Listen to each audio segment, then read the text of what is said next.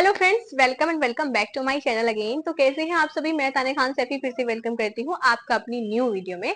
तो आज ये मेरा वीडियो बहुत दिनों के बाद आया है, बट फिर भी मैं एक प्यारा सा कंटेंट आपके लिए लेकर आई हूँ जिसमें आपका ये डाउट क्लियर हो जाएगा कि आफ्टर बीएससी नर्सिंग आप क्या क्या कर सकते हो, क्या क्या अपॉर्चुनिटीज आपके पास रहती हैं जिससे आप अपना करियर बना सकते हो आफ्टर बीएससी नर्सिंग। क्योंकि बहुत सारे बच्चे जो बीएससी नर्सिंग में एडमिशन लेने जा रहे हैं, जिनका एडमिशन हो गया है, फर्स्ट ईयर में है, सेकेंड ईयर में है, तो उनको सिर्फ यही डाउट रहता है कि आखिर हमें बीएससी नर्सिंग तो कर रहे हैं, लेकिन क्या क्या अपॉर्चुनिटीज है जो उसके बाद हमें मिलेंगी।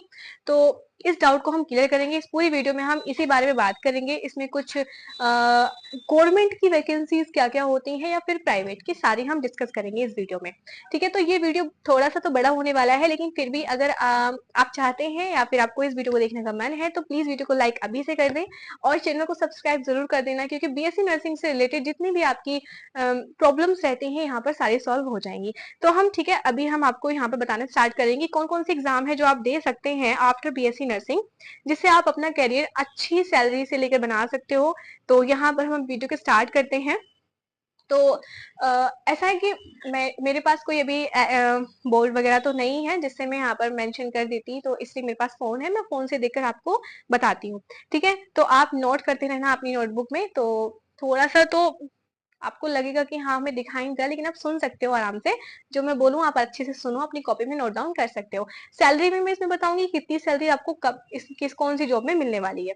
ठीक है, तो यहाँ पर मैं सिर्फ गवर्नमेंट जॉब के जो भी एग्जाम्स रहते हैं उनके बारे में बताने वाली। सबसे पहला, अगर हमारा कोई एग्जाम है आफ्टर बीएससी नर्सिंग जो आप दे सकते हैं, सबसे बेस्ट तो वो होता है हमारा एम्स नॉसेट।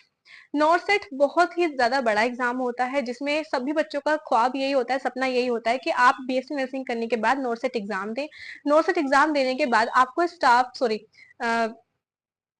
नर्सिंग ऑफिसर बनने की अपॉर्चुनिटी मिलती है अगर आप वो एग्जाम क्लियर करते हैं। हाँ, ये एग्जाम थोड़ा सा डिफिकल्ट होता है, बहुत सारी इसमें कंपटीशन भी बहुत ज्यादा है, इसलिए आपको बीएससी नर्सिंग अच्छे से कंप्लीट करनी पड़ती है। तो ये एग्जाम बहुत ही ज्यादा मतलब सबसे ज्यादा अगर इसको हाई लेवल पे रखा गया है तो ये एम्स नॉर्सेट है, जिसमें आपको बीएससी नर्सिंग करने की जरूरत होती है। अगर आप जीएनएम है, जीएनएम भी आपने कर रखा है, तो उसमें सिर्फ आपको 2 इयर्स का आपको 2 इयर्स का आफ्टर आफ्टर जीएनएम आपको एक्सपीरियंस चाहिए होगा, या फिर आप पोस्ट बीएससी नर्सिंग भी कर सकते हो।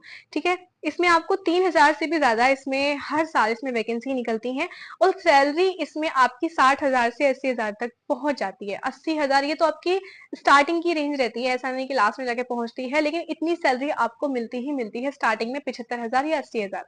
ठीक है, तो इसकी सबसे ज्यादा बेस्ट सैलरी है, सबसे ज्यादा बेस्ट एग्जाम है, इसमें आप नर्सिंग ऑफिसर के पद पर काम करोगे। ठीक है, तो हम सेकंड की बात करते हैं। जो आपका सेकंड एग्जाम है गवर्नमेंट, तो ये है हमारा ESIC नर्सिंग ऑफिसर। ठीक है, तो ये भी हमारा सेंट्रल गवर्नमेंट के लिए एग्जाम निकलता है, और इसके लिए भी आपको सिर्फ बीएससी नर्सिंग की नीड होगी, और इसमें भी बहुत सारी वैकेंसी यानी कि 2,000 से भी ज्यादा इसमें सीट निकलती है हर साल।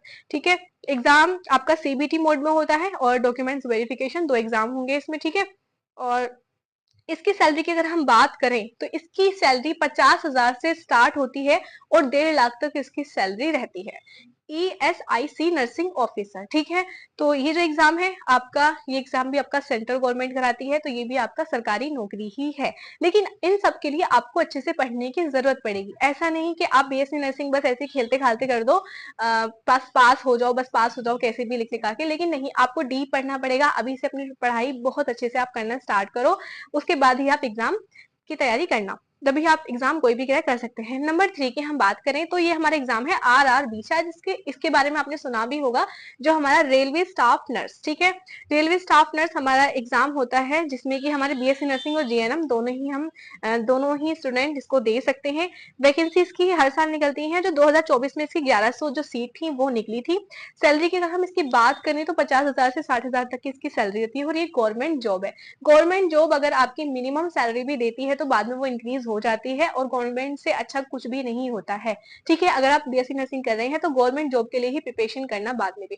ठीक है, प्राइवेट में नहीं रहना। अगर गवर्नमेंट के लिए अगर आपको करनी है तो उसके लिए आपको बीएससी नर्सिंग बहुत ही अच्छे से करनी पड़ेगी, बहुत डीप पढ़कर। ठीक है, तो अभी से अपना पढ़ाई स्टार्ट कर दें, पढ़ाई करते रहें, जिससे आपका जो बेस है वो बना रहे। ठीक है, बेस अच्छा होगा तभी आप जाकर बहुत अच्छे से एग्जाम दे सकते हो। ठीक है, फिर आता है नंबर 4, इसमें है आपका state PSC SSC exam. State यानी कि हर स्टेट जितने भी स्टेट होते हैं, हर स्टेट अपना स्टाफ नर्स के लिए एग्जाम निकालते हैं, ठीक है। जैसे दिल्ली है, बिहार है, यूपी है, इनके लिए निकलते हैं। जैसे कि यूपी के लिए यूपीपीएससी, दिल्ली के लिए डीएसएसएसबी, और बिहार के लिए बिहार सीएसएचएसबी, ठीक है। इसकी सैलरी भी हमारी 35,000 से 60,000 के बीच में रहती है, ठीक है।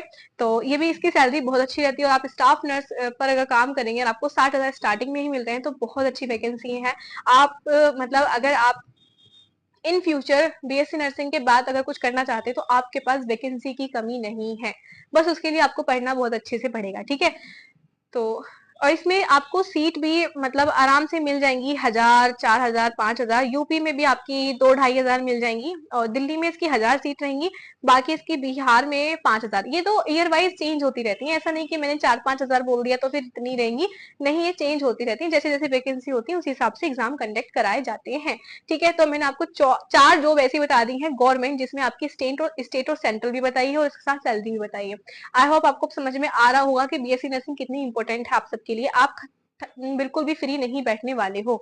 अगर आप पढ़ते हो तो आप कहीं ना कहीं कुछ ना कुछ करके बैठोगे, अगर आप पढ़ने वाले हो। लेकिन अगर आप पढ़ाई में इंटरेस्ट रखते ही नहीं हो, तो शायद से आप कुछ नहीं कर सकते, ठीक है। तो आपको पढ़ना जरूर पड़ेगा।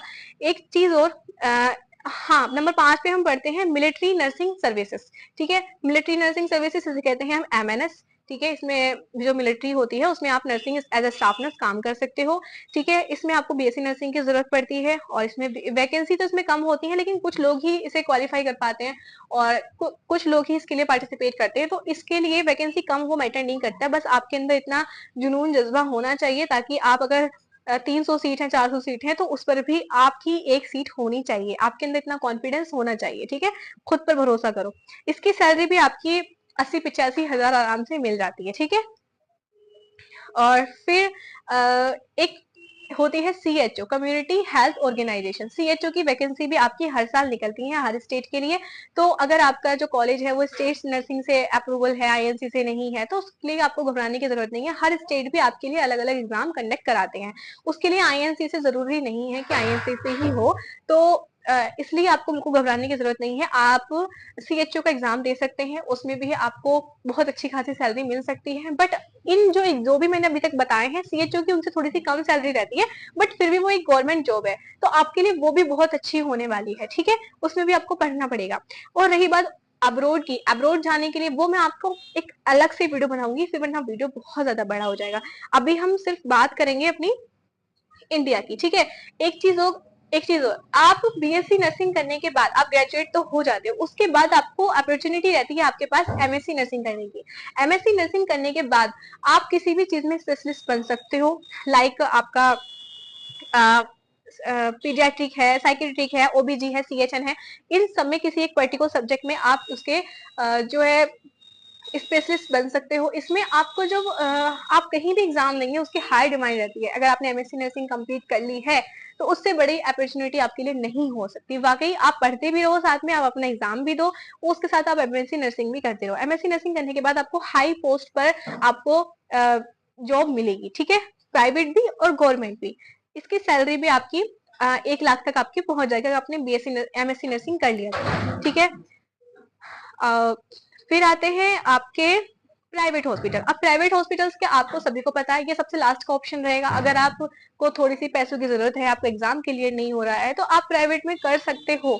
प्राइवेट में आपको थोड़ी सी मेहनत करने की जरूरत पड़ती है, वहां पर थोड़ा सा बहुत ज्यादा स्ट्रगल करना पड़ता है, बट स्टिल अगर किसी का एग्जाम क्रैक नहीं हो रहा है, तो आपके पास लास्ट ऑप्शन रहता है प्राइवेट हॉस्पिटल्स में जॉब करना, ठीक है। इसमें आपके कई तरह के आपके हॉस्पिटल्स होते हैं, उसी हिसाब से आपको सैलरी दी जाएगी। आपको रजिस्ट्रेशन नंबर जब आ जाएगा, उसके बाद आप जो जाते हैं हॉस्पिटल में, तो उसी हिसाब से आपको सैलरी मिलती है। आपका कितना एक्सपीरियंस है, कितना काम आपने किया है, और कितना आता है, और कितना आप कैपेबल हैं।